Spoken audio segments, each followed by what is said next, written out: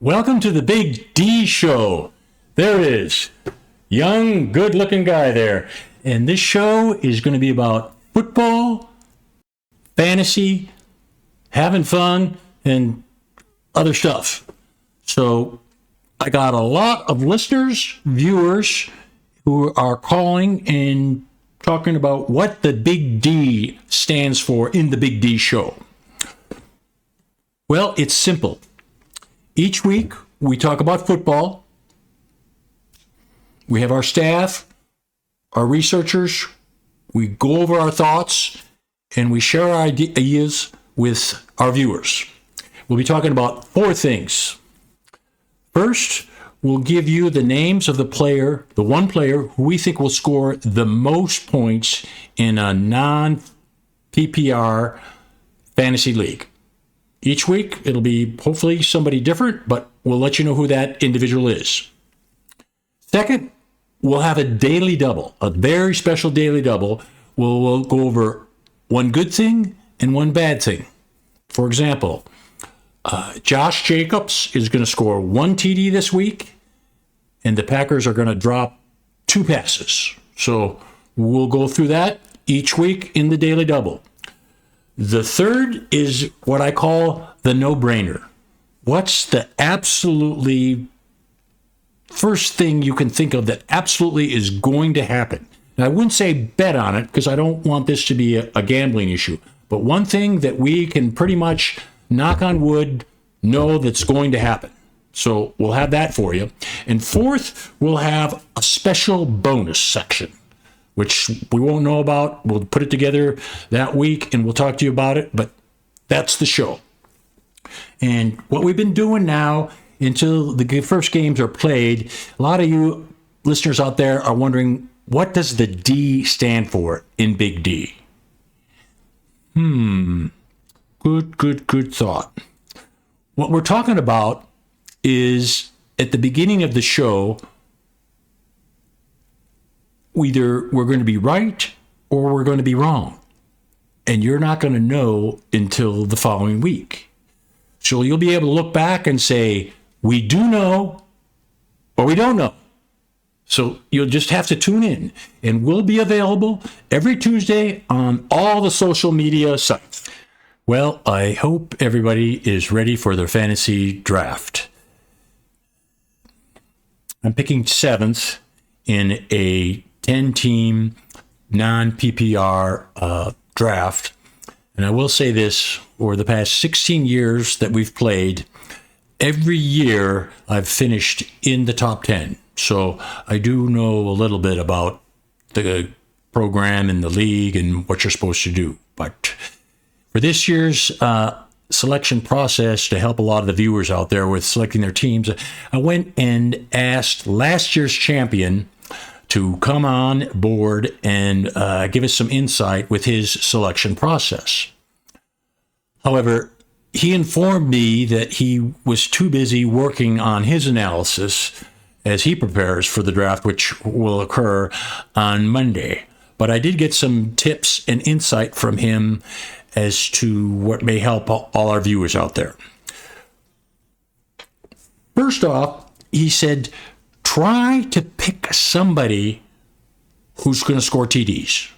They can be throwing, they can be passing, they can be catching, but someone who you think is going to score some TDs. The goal should be try to find somebody who scores as many TDs as beverages that you're going to drink during the game. If you can do that, you'll consistently be able to outperform your opponent. So, and that'll give you the best chance to do well in the league. So, speaking of that, the correlation between TDs and winning is very consistent, very, very consistent. So, I think that's hopeful. You can go through and look at your players and who you want to pick. But the key being is don't spend a lot of time this weekend going through all the data and the analysis and the sheets. The best thing probably to do that'll save you a lot of time is just ask Gronk. Gronk can do that analysis for you instantaneously and provide the recommendation of who you should select. Now, you don't have to listen to him, but I think that would be very helpful. And if you don't know anything about Gronk, just Google Gronk and you'll find out about Gronk. But Gronk will help you on your way. So now to the next part. We earlier discussed that who is going to score the most points for this upcoming week. And I think that's a very easy choice. He was one of the MVPs last year. He's a quarterback. He runs, he throws, team scores a lot of points. They're projected to score a lot of points this week. They play a very difficult team, but that's Lamar Jackson. Lamar Jackson will score the most amount of fantasy football points this week in a non-PPR league. As it relates for our daily double, I gave that some thought.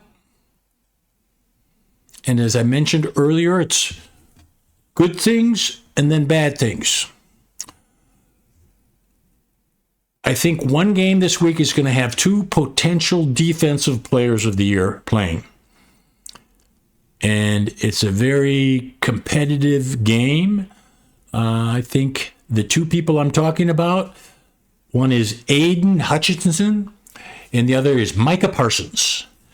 And I think Micah Parsons is going to have 2 sacks, and Aiden Hutchinson is going to have 2 sacks. That's my daily double prediction for the week. Now, the no-brainer. The no-brainer of the week. And we're doing this early Saturday morning. I know it's not going to be posted until Sunday, but the no-brainer of the week is, it's in my drawer. I'm pulling it out.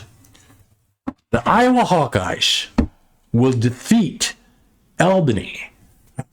I don't even know who Albany is. In fact, when I went to go see the line on this, there wasn't even a line. So the no-brainer pick of the week are the Iowa Hawkeyes to defeat Albany. So those are our 3 picks. And then the special bonus, which happened earlier in the week, that I'm going to spend some detail exactly how it happened. But I think we're all excited about it, and I'm going to let you know what I think. So anyone who's a fan of football or fan of the NFL knows what happened earlier in the week, which really was quite surprising.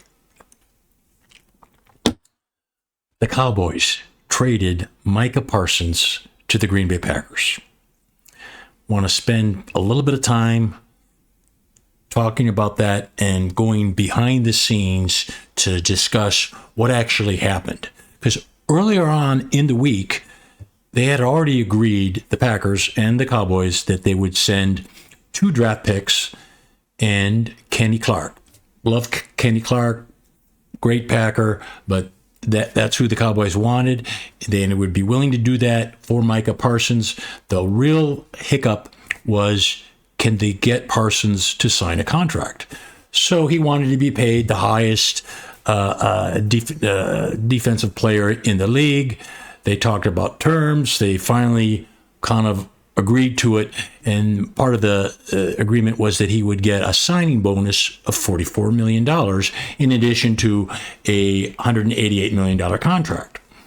Now, the Green Bay Packers is a team that's a nonprofit, and its decisions are made by a 7-member executive committee.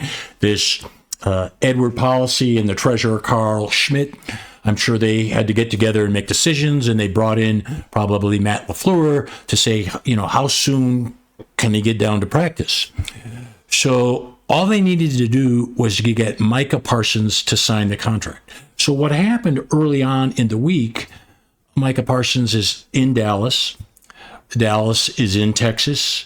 Texas has no state taxes. Wisconsin has a 7.65% tax rate. So Micah Parsons wants to sign the contract in Texas so that he gets the bonus right when he signs it and he doesn't have to pay Wisconsin taxes on it. So he's on the phone or a Zoom call or whatever the heck they call it. And he's like, okay, I'll sign the contract when I got the money. And they're like, well, we'll call the Bank of Green Bay and we'll Zelle you the money. Micah Parsons goes, well, yeah, I'll call the Bank of Green Bay, give them my number. It's number 11. And you can, Zelle me $44 million. Once I get the money, I'll sign the contract and I'll get on a plane and I'll fly to Green Bay. So they call the bank and they talk about Zelle, and Zelle says, well, there's a little bit of a problem here because the most we can send on Zelle a day is $3,500. If you want $44 million, that's going to take a while. In fact, it's going to take 12,571 days, or the equivalent of 35 years. So if we start zelling you the money like right now, in 35 years, and Parsons is a business guy. He's like, no, that's not going to work. That's not going to work.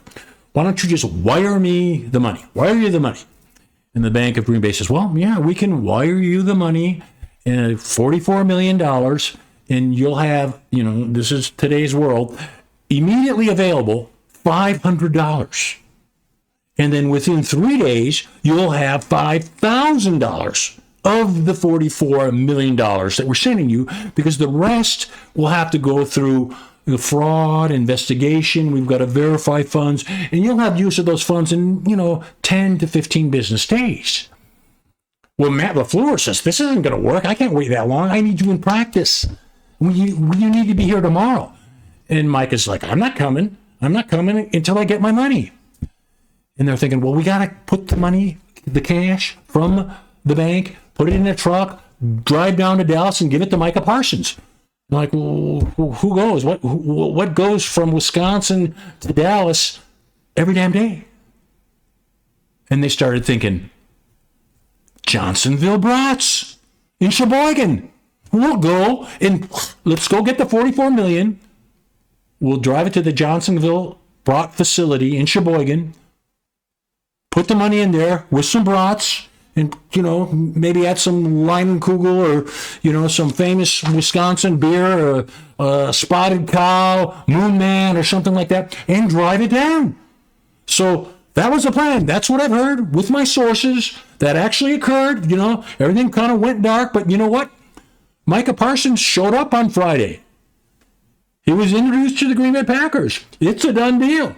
Everybody should be ecstatic, happy. Thing worked out great. There was one little bit of another hiccup that I'll talk to about, but, we're glad and we're super excited that he's here in Green Bay. What Micah Parsons didn't realize was that somebody from the Packers already had number 11.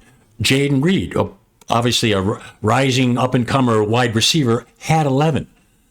So everybody's all excited about Parsons becoming part of the Packers, but what jersey is he going to wear? What number is he going to be? But finally, that was resolved, and he decided to go with number 1.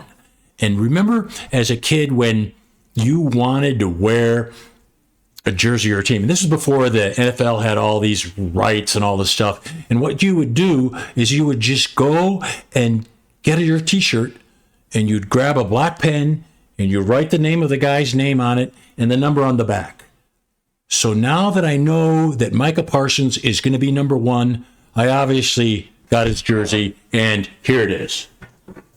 I am ready for the season to start.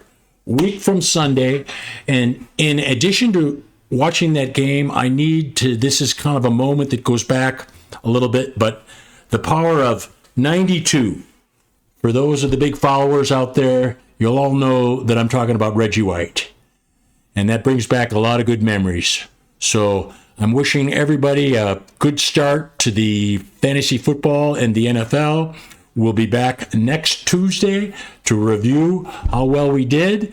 And we look forward to having all our followers back. We're on all social media. So enjoy your fantasy football selection, and we'll talk to you next Tuesday.